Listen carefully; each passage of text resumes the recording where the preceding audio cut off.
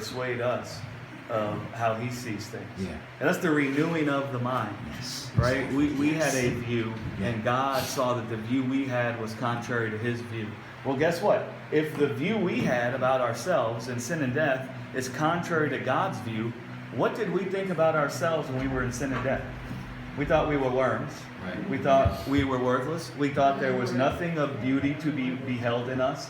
We thought there was no good thing that could be in us or that could come out of us. Mm-hmm. Well, if that's the view we had in sin and death, that means God was the opposing view. Which means even while we were sin and death, he always saw something beautiful in us. He always saw something that was redeemable. He always saw our beauty. He saw the opposite. He never thought of us as worms. He always thought of us as his children. He always thought of us as his. When he thought of spending life with us, even when he was in sin and death, even when we were in sin and death, he got a big smile on his face. You know, like that thing you're passionate about and you realize you're about to go do it, it's getting closer, and you just sit back and think about it, and you start to get this big smile on your face, and you're telling everybody about it, man, and you're just like gearing up to go do whatever it is you love to do. Man, that's how God was when he was thinking about sharing life with us, even when we were in sin and death. We were his passion when we were in sin and death. And so the Father, Son, and Spirit were sitting around talking about how awesome it's going to be to spend all eternity with us, even while we were in sin and death. He didn't think, well, I need to clean them up in order to want to be with them.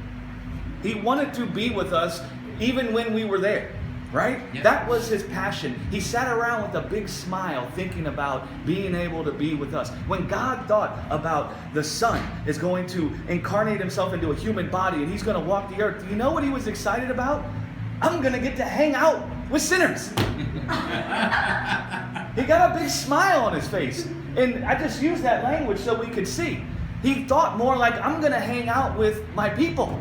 I get to hang out with my people. For so long now, I couldn't stand face to face with my people because they had a sin consciousness and they couldn't see my glory or they would die. And now I'm going to take on the form of a human body and I'm going to be able to look them in the eye and they're not going to be afraid of me. I'm going to get to hang out with them even while they're in the miry clay. I mean, he'd been waiting for thousands of years for this.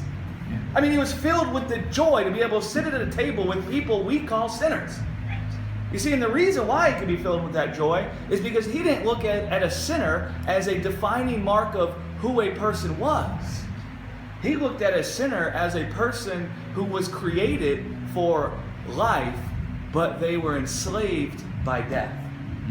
Right? Yes. So the beauty he saw didn't change in a person because they were now not partaking of life, but were in bondage to death. Right? His view didn't change of them. And that's the part that we get twisted. And so, man, God Almighty was just filled with joy at the thought of coming to the earth and being able to walk with his people. You know? It's like a taste of what he'd always wanted. Right?